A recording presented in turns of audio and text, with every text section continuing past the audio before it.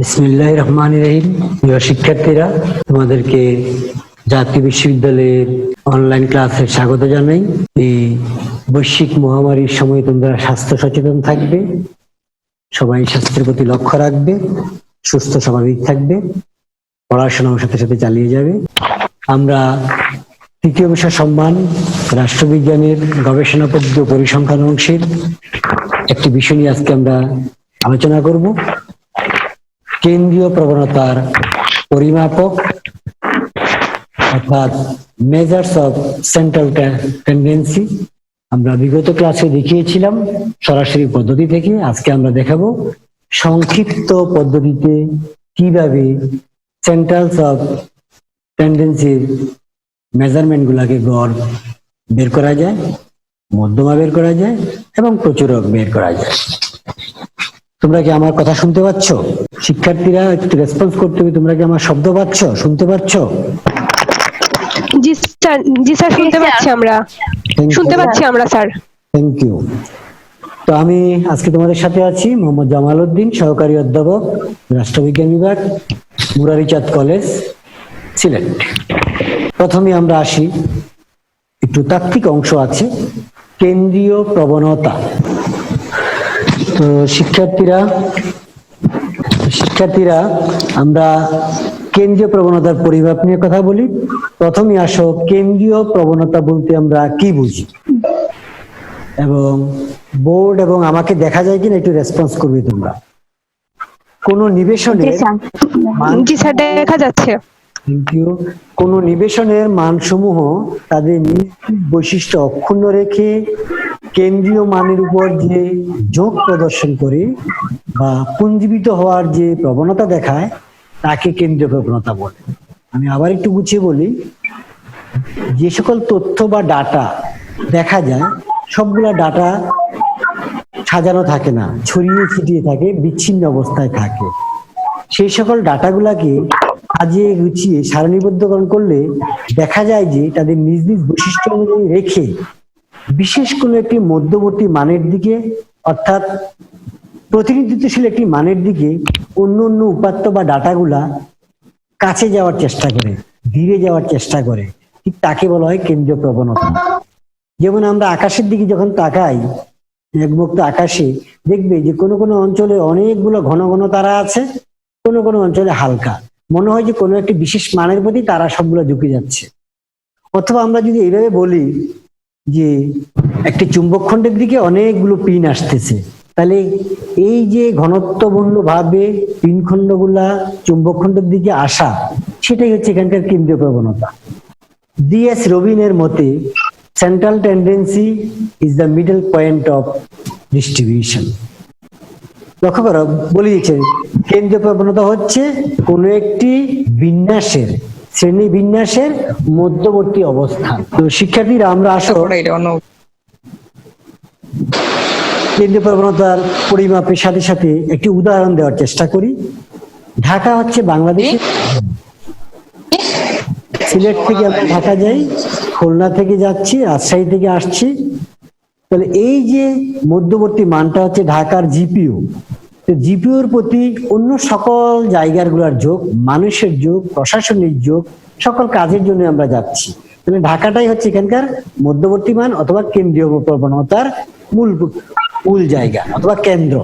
এই কেন্দ্র থেকে কেন্দ্রের প্রতি অন্য অন্য স্থানের বা অন্য অন্য উপাত্তের ঝুঁকে যাওয়ার যে প্রবণতা বা যোগ, তাই হচ্ছে কেন্দ্রীয় প্রবণতা।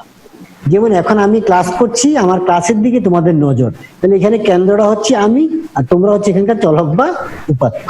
তাহলে আসো আমরা কেন্দ্রীয় প্রবণতা পরিমাপের প্রয়োজনীয়তা বা গুরুত্ব নিয়ে একটু কথা বলে নেই। এখানে প্রতিনিধিত্বশীল মধ্যক মান রয়েছে, একাধিক মানের সাথে তুলনা করা যায়, কোনটি ছোট কোনটি বড় বা কোন মানটির সাথে কোন মানটি যায় না সেটা তুলে ধরা যায়। পরিসংখ্যানের উচ্চতর গবেষণার ক্ষেত্রে অথবা উচ্চতর পরিসংখ্যানে এই কেন্দ্রীয় প্রবণতার পরিমাপ গুলাকে ব্যবহার করা যায়। সেটা কখনো গড়, মধ্যমা, প্রচুরক, এছাড়া অন্যান্য পরিমাপের মাধ্যমেও ব্যবহার করা যায়। প্রাত্যহিক জীবনেও এই কেন্দ্রীয় প্রবণতার ব্যবহার রয়েছে। গড়, মধ্যমা, প্রচুরক আমাদের দৈনন্দিন জীবনে ব্যবহার করতে হয়। গুণবাচক তথ্য উপস্থাপনের ক্ষেত্রে ব্যবহার হয়। চলকের মানের পরিবর্তন পরিমাপ করার জন্য এই মাপটি অথবা কেন্দ্রীয় প্রবণতার মাপগুলোকে ব্যবহার করা হয়। সমগ্র সম্পর্কে সিদ্ধান্ত নেওয়া, তার জন্য আমাদের প্রয়োজন পড়ে থাকে কেন্দ্রীয় প্রবণতার পরিমাপক। তথ্য সম্পর্কে দ্রুত ধারণা লাভ করা যায়, তথ্যের বৈশিষ্ট্য বর্ণনা করা যায়। অর্থনৈতিক এবং সামাজিক গবেষণার ক্ষেত্রে কেন্দ্রীয় প্রবণতার পরিমাপগুলোকে ব্যবহার করা হয়।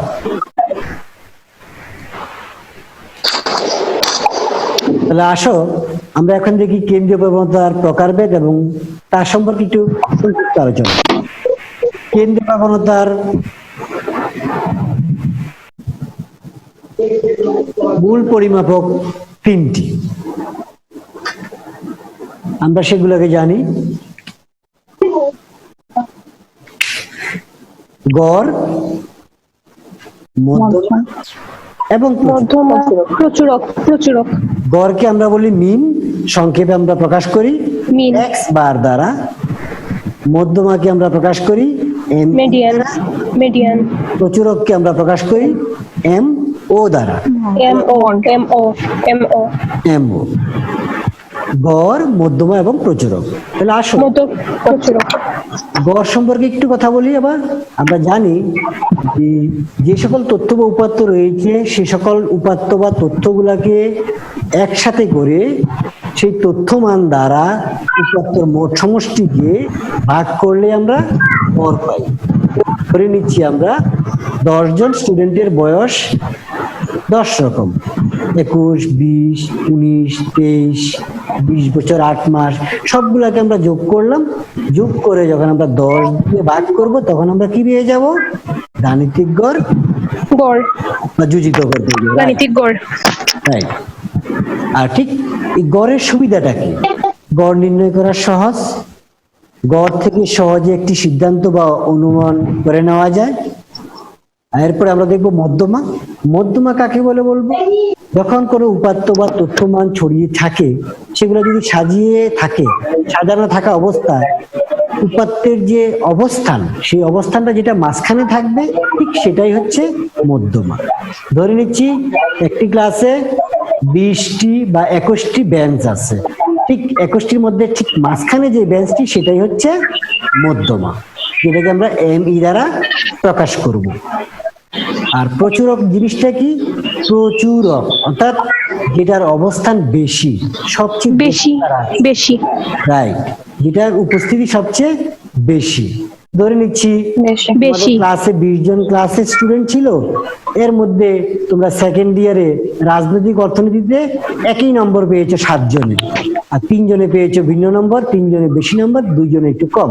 কিন্তু ধরে নিচ্ছি যে বি প্লাস পেয়েছো 7 জনে, তাহলে ধরে নিতে হবে এখানকার প্রচুরকটা কি ছিল? বি প্লাস, কেননা একই নাম্বার। আমরা গড়, মধ্যমা এবং প্রচুরক সম্পর্কে ছোট্ট করে একটু আলোচনা করলাম, থিওরি বললাম। এখন আমরা আসো একটি সমস্যা দেখাবো, আমরা বোর্ডের মধ্যে লিখবো, একটু পরে বোর্ডে যাব।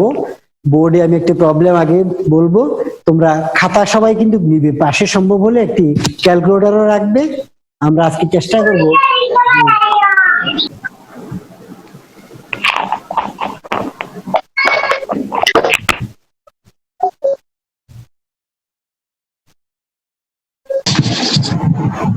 শিক্ষার্থীরা তোমরা বোর্ডের দিকে একটু দেখো, মনিটরের দিকে। নিচের তথ্য থেকে গড়, মধ্যমা ও প্রচুরক নির্ণয় করো। কোনো পদ্ধতির কথা বলে দেওয়া নেই, সরাসরি অথবা সংক্ষিপ্ত কোনো কিছু বলে দেওয়া নেই। আমি তোমাদেরকে একদিন সরাসরি পদ্ধতিতে করে দেখিয়েছি, তাই আজকে সরাসরি পদ্ধতিতে আমরা করতে যাব না, আমরা সেটা সংক্ষিপ্ত পদ্ধতিতে করব।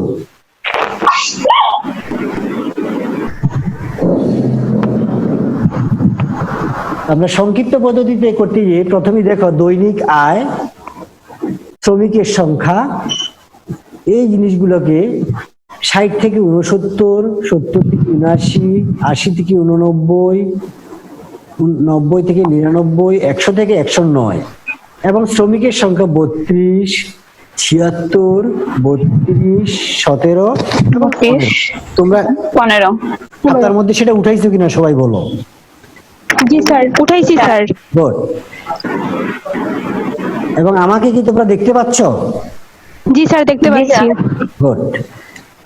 এখন আসো আমরা এই যে আরেকটি ছক করে রেখেছি, পরবর্তী স্লাইডটা দেখো। সমাধান করতে যাচ্ছি আমরা এখন। সমাধান যখন করতে যাচ্ছি, এখানে এটা তোমরা মনিটরে দেখতে পাবা, এখানে সিম্বল সবগুলো আমি লিখতে পারি নাই। সমাধান সবার প্রথমে লিখবে সমাধান।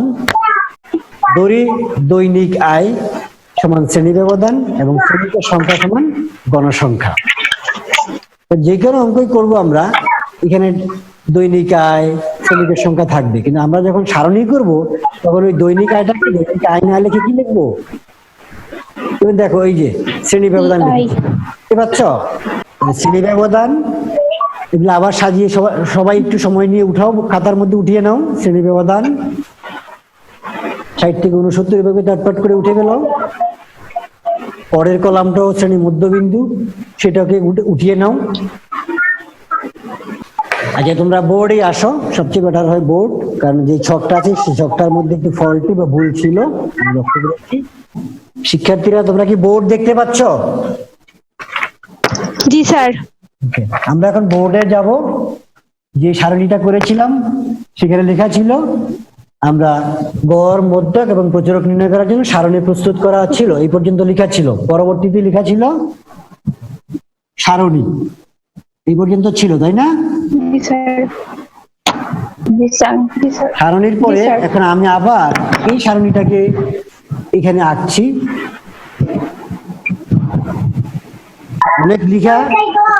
অনেক লেখা তো একটু ছোট করে লিখতে হবে আমাকে, তোমরা একটু বুঝবে, আমি মুখে মুখে বলবো। প্রথম কলামটির নাম শ্রেণী ব্যবধান, সবাই লিখো। শ্রেণী ব্যবধান। শ্রেণী ব্যবধান। ব্যবধান। নিচের লাইনে লিখবে সিআই, সিটা হবে ক্যাপিটাল লেটার, আইটা হবে small letter, plus interval. Plus interval লিখে আমাদের সংখ্যাগুলো কি ছিল আমাদের এখানে? 60 থেকে 69, 69, 70 থেকে 79, 80 থেকে 89, 90 থেকে 99 থেকে 100 থেকে 109।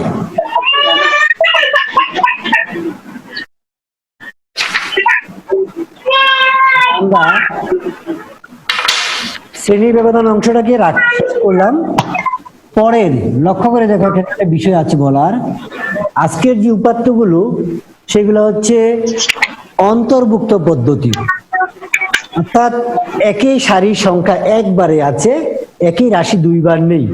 অন্য সময় থাকতো 60 থেকে 70, 70 থেকে 80, 80 থেকে 90, কিন্তু দেখো আজকে এখানে 60 থেকে 69, 70 সংখ্যাটা নেই, পরের সংখ্যাটা আবার 70।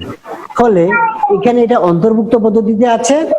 অন্তর্ভুক্ত পদ্ধতি থেকে শ্রেণী মধ্যবিন্দু নির্ণয়ের পূর্বে আমাদেরকে আরেকটি কাজ করতে হয়, সেটাকে বলা হয় প্রকৃত শ্রেণী ব্যক্তি বের করতে হয়।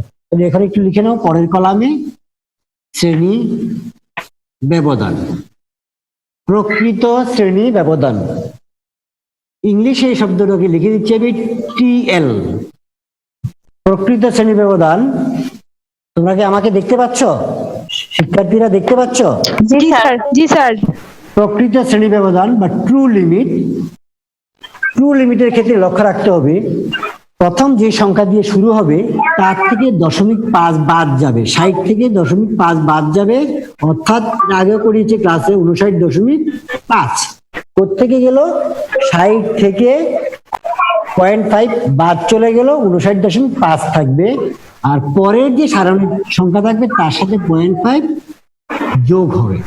তাহলে একটি থেকে 0.5 মাইনাস হয়ে যাচ্ছে, আর পরেরটির সাথে 0.5 অ্যাড হয়ে যাচ্ছে।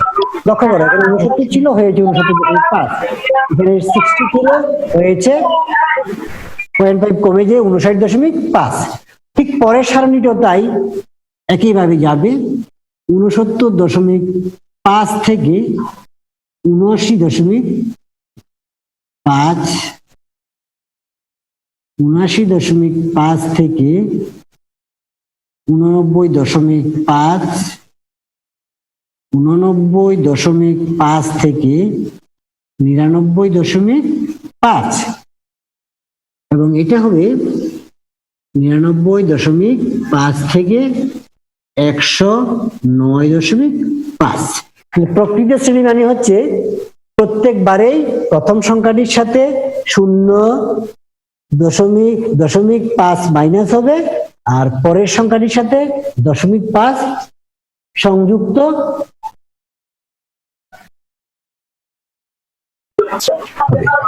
তো এখন আসো আমরা পরের কলামটি একটু লিখে নিই। শ্রেণী মধ্যবিন্দু, সংক্ষেপে এখানে লিখে দিচ্ছি মধ্যবিন্দু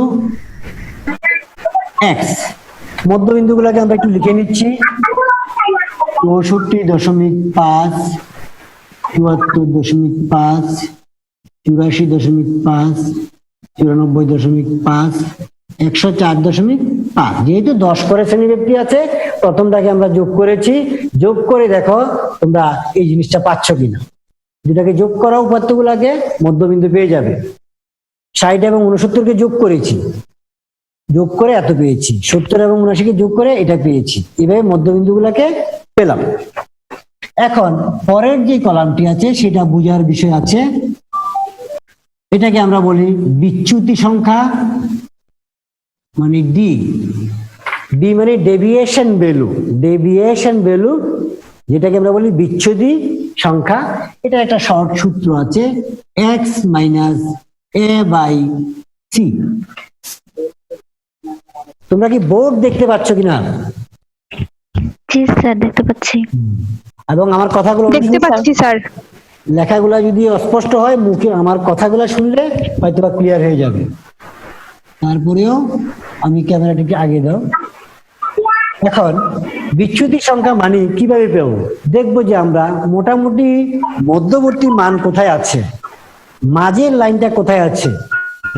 পুরো সংখ্যাটা আরেকটি বিষয়, বিচ্যুতি সংখ্যার আগে একটা কাজ এখন লিখবো না, একটু ভুল রয়ে গেছে।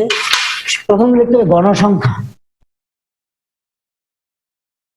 গণসংখ্যা বা এফ। এফ গুলাকে আমরা লিখে নেই 32, 76, 32, 17 এবং সর্বশেষ ছিল 15। এটাকে বলি এন। এন মানে হচ্ছে মোট গণসংখ্যা, total number of frequency. Total number of frequency যোগ করলে আমরা দেখবো এখানে পাবো 172।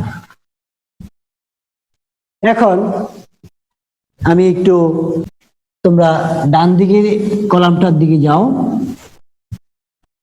দৃশ্যমান না হলে আমাকে একটু দৃষ্টি আকর্ষণ করবে। এটার নাম হলো বিচ্যুতি সংখ্যা, ডি মানে X minus A by C.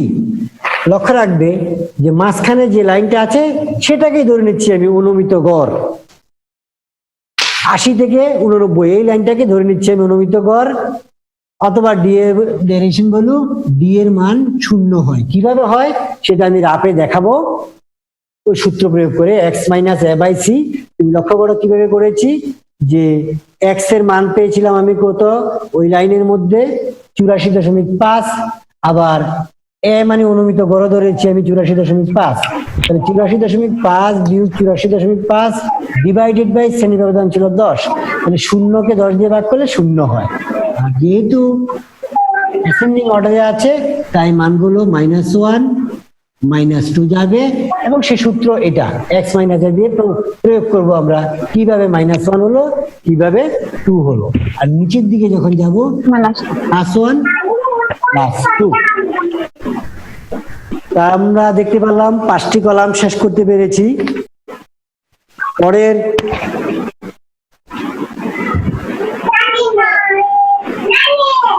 Next কলামটা লক্ষ্য করো, এটা আমরা নাম দেব হচ্ছে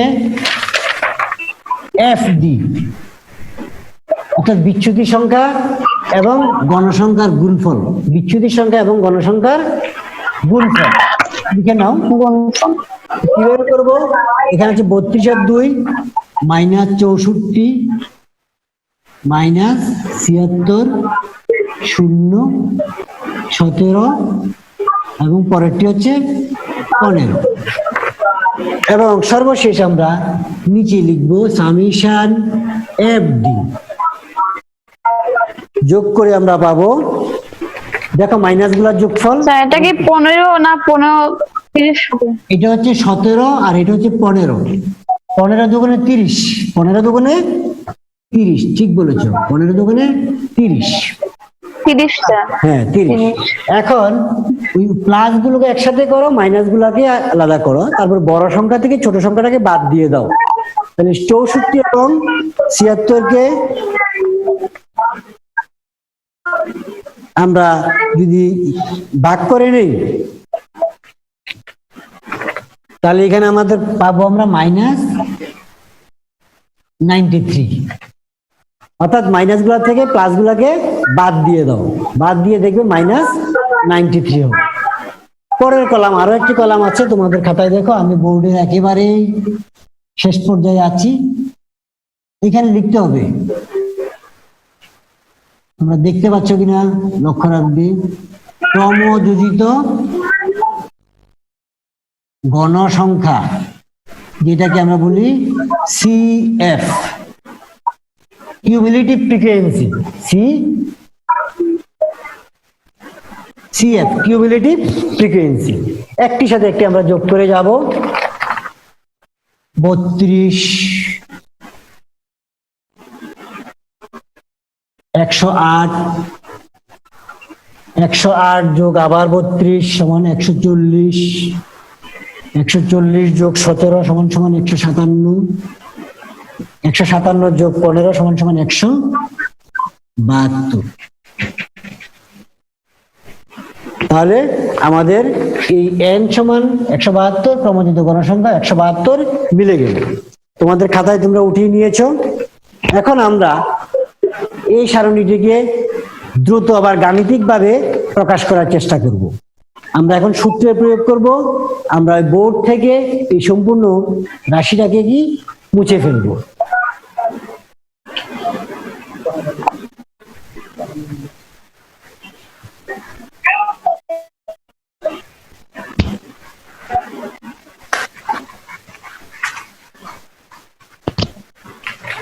তাহলে আমরা প্রথমে দেখো যোজিত গড় নির্ণয় করছি। যোজিত গড় x বার নির্ণয় পদ্ধতিটা কি হচ্ছে? সংক্ষিপ্ত পদ্ধতি, সংক্ষিপ্ত পদ্ধতি। তাহলে আমরা সূত্র ইউজ করি, যোজিত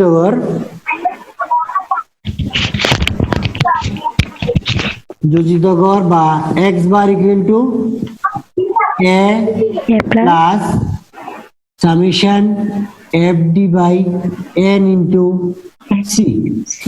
এই পাশে ব্যাখ্যা লিখতে হবে সূত্রের। a মানে হচ্ছে অনুমিত গড়, সামেশন fd মানে হচ্ছে গণসংখ্যা এবং বিচ্যুতি সংখ্যার গুণফলের সমষ্টি। সংক্ষেপে লিখলাম, এখানে ছিল -93, তোমরা গণনাটা লিখবে। n মানে ছিল মোট গণসংখ্যা 172, c মানে ছিল শ্রেণী ব্যবধান যেটা ছিল 10। আমরা এখন a মানে কি ছিল, এর মান কত পেয়েছিলাম?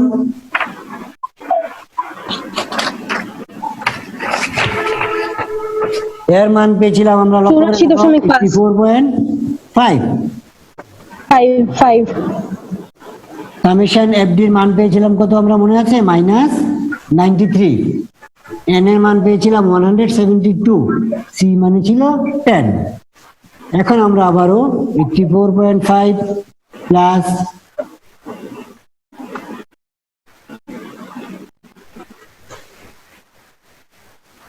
এটাকে গুণ করে দাও, 93 কে -930, আর নিচে হচ্ছে 172, আবার করো 84।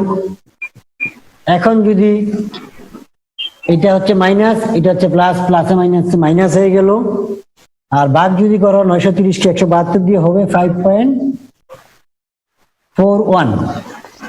এখন এটাকে মাইনাস করো, মাইনাস করলে পাচ্ছি আমরা 79.09। সুতরাং একটু লিখে নাও, নির্ণেয় যোজিত গড় x বার ইকুয়াল টু 79.09। তাহলে আমরা একটি পরিমাপক অথবা গাণিতিক গড়টা বের করতে পারলাম। তোমরা দ্রুত খাতায় আবার পরের স্টেপে চলে যাও, আমি এটা মুছে নিব। এখন আমরা খুঁজে বের করব মধ্যমা।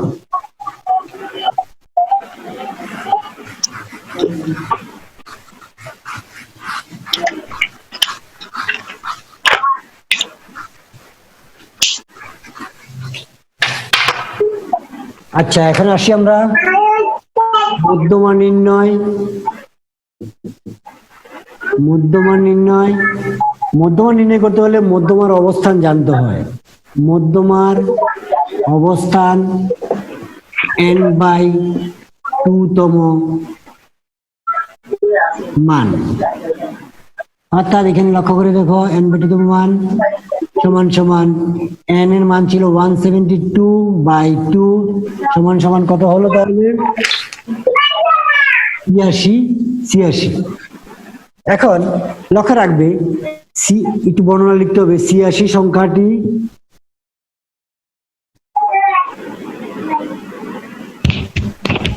নিবেশনের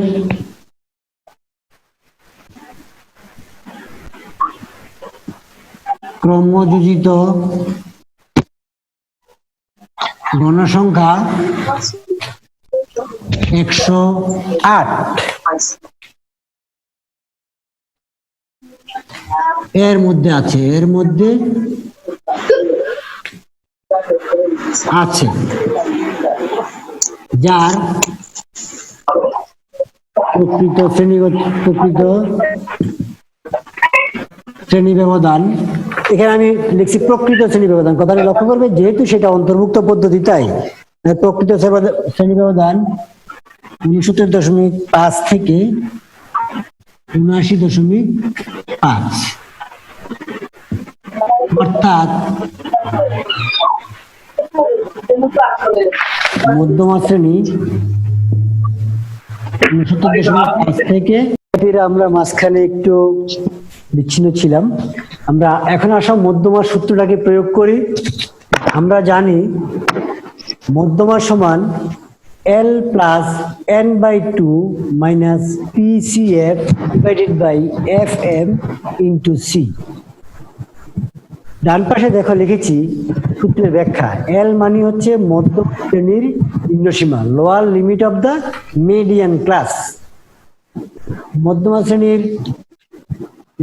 শ্রেণীর নিম্নসীমাটা কত ছিল? 69.5। যেখানে লিখেছি L মানে 69.5। n/2 ভাগ করেছিলাম আমরা 172 কে 2 দিয়ে সমান সমান 86 লিখেছি, 86।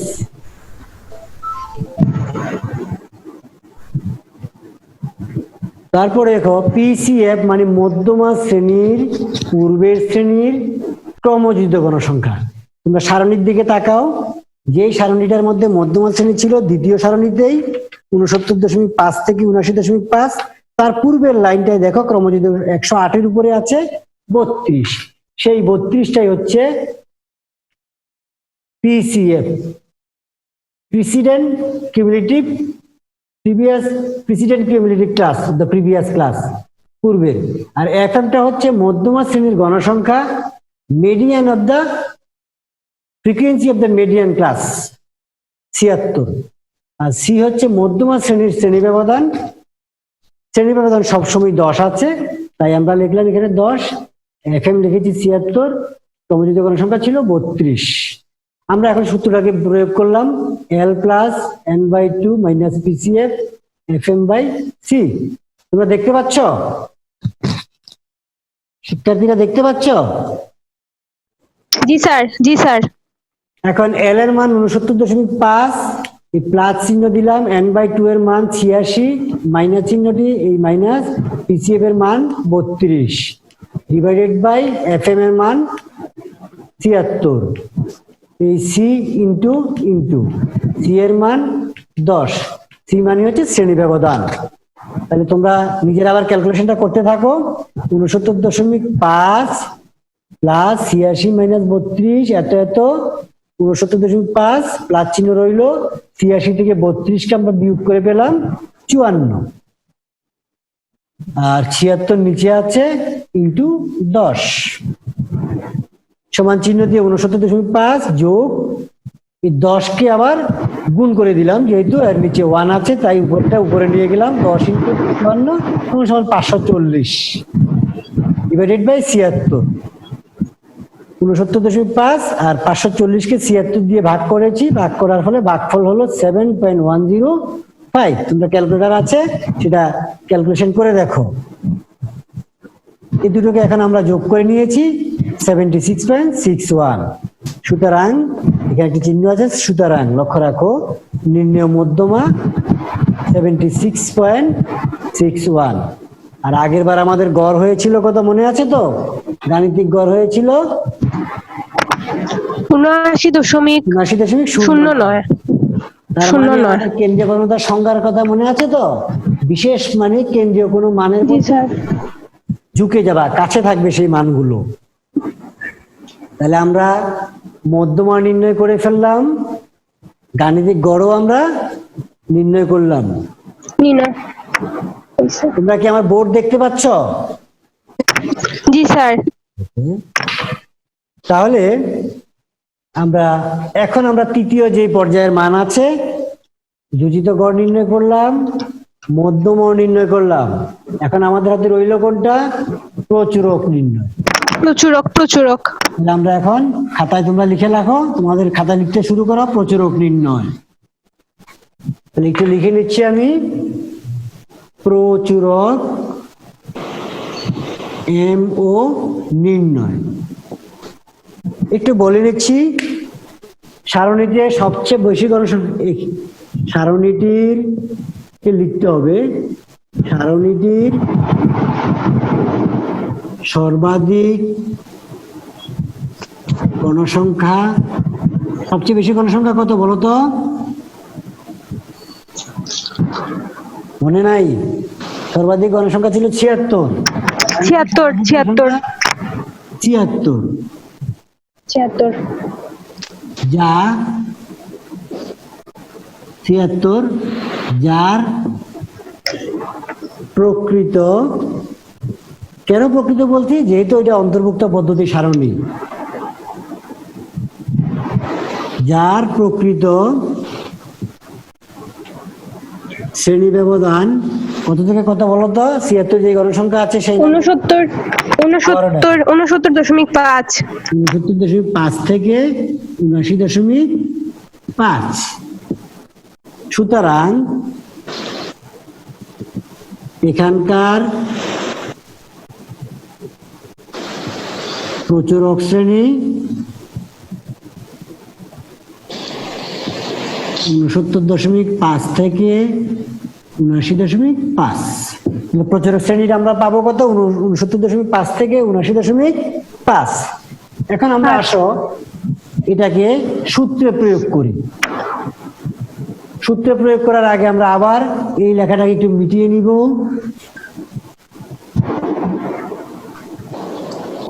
আমরা জানি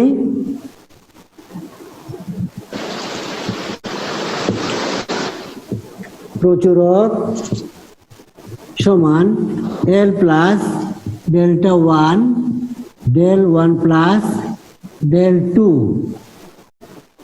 ইন্টু CI অথবা C, শ্রেণী ব্যবধান। তাহলে এখানে একটু সূত্রে ব্যাখ্যাটা দিচ্ছি। L মানে এখানে লিখবো প্রচুরক শ্রেণী,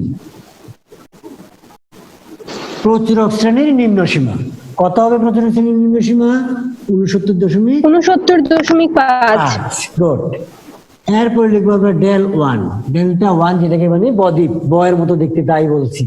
কি হবে? প্রচুরক শ্রেণী এবং তার পূর্বের শ্রেণী, প্রচুরক শ্রেণী ও তার পূর্বের শ্রেণীর গণসংখ্যার পার্থক্য।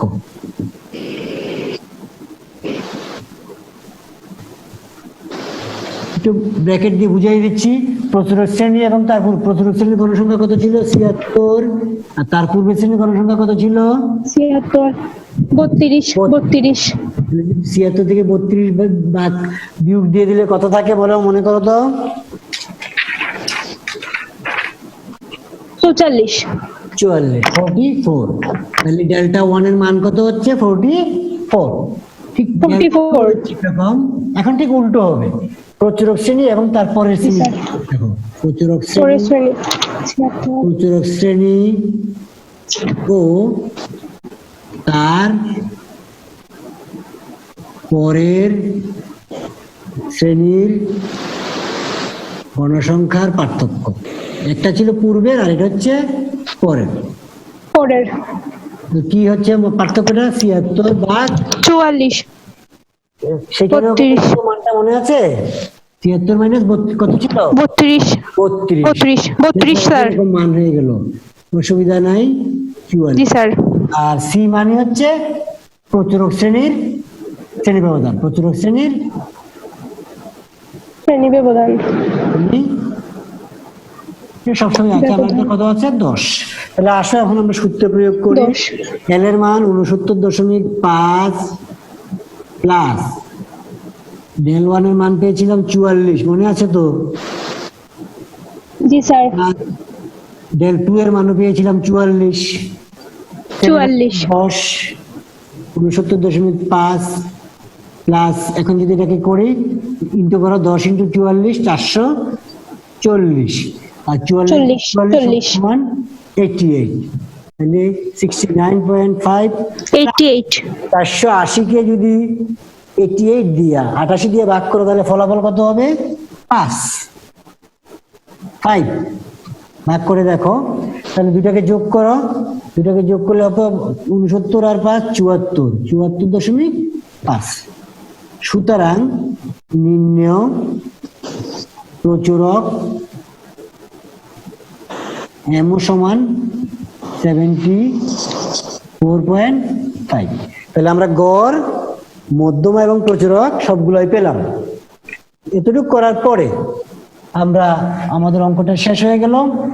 আমরা একটু যে কোনো এক জায়গায় অঙ্কের লিখে নিব। এখানে এক নজরে ফলাফল, এক নজরে ফলাফল। ফলাফল কি লিখবো? প্রথমতই লিখবো হচ্ছে যোজিত গড়। গড়, যোজিত গড় কত ছিল মনে আছে? সেটা লিখে নাও। যোজিত গড়টা আমাদের কত ছিল? স্যার 79.09, 59.09। তারপরে মধ্যমা কত ছিল? মধ্যমার মানটা আমাদের কত ছিল নিশ্চয়ই মনে আছে? 76.61, 76.61। 76.61। আমরা ভেঙে ভেঙে বলবো, একসাথে বলবো না, ভেঙে ভেঙে বলবো। আর প্রচুরক, জি স্যার, জি স্যার, প্রচুরক বা এমও সমান 74.5। 74.5। তাহলে লক্ষ্য করে দেখো, 5। এই যে তিনটা মাপ, যোজিত গড়, মধ্যমা এবং প্রচুরক, তিনটি মানেই একটির কাছাকাছি। তাহলে এটাই হচ্ছে কেন্দ্রীয় প্রবণতার একটি অন্যতম মাপ, যে প্রত্যেকটি মান কাছাকাছি থাকবে। তো শিক্ষার্থীরা, আমরা ক্লাসের একেবারেই শেষ পর্যায়ে চলে এসেছি। আশা করি তোমরা আজকে আমাদের এই সমস্যাটা বুঝতে পেরেছো, এবং আমরা চেষ্টা করেছি এই গাণিতিক সমস্যাটাকে সংক্ষিপ্ত পদ্ধতিতে গড়, মধ্যম এবং প্রচুরককে করতে। জাতীয় বিশ্ববিদ্যালয় এর সিলেবাসে এরকম কেন্দ্রীয় প্রবণতা পরিমাপক থেকে পরীক্ষার মধ্যে এরকম সমস্যাগুলো থাকে। আশা করি সরাসরি পদ্ধতি হোক, সংক্ষিপ্ত পদ্ধতিতে হোক, তোমরা এই ধরনের সমস্যাগুলোকে সমাধান করতে পারবে। শিক্ষার্থীরা, তোমরা ভালো থাকো, স্বাস্থ্যবিধি মানবে, নিজের প্রতি যত্ন নিবে, এই প্রত্যাশা রেখে পরবর্তী ক্লাস দেখার জন্য আমন্ত্রণ জানিয়ে আজকে শেষ করছি। আল্লাহ হাফেজ।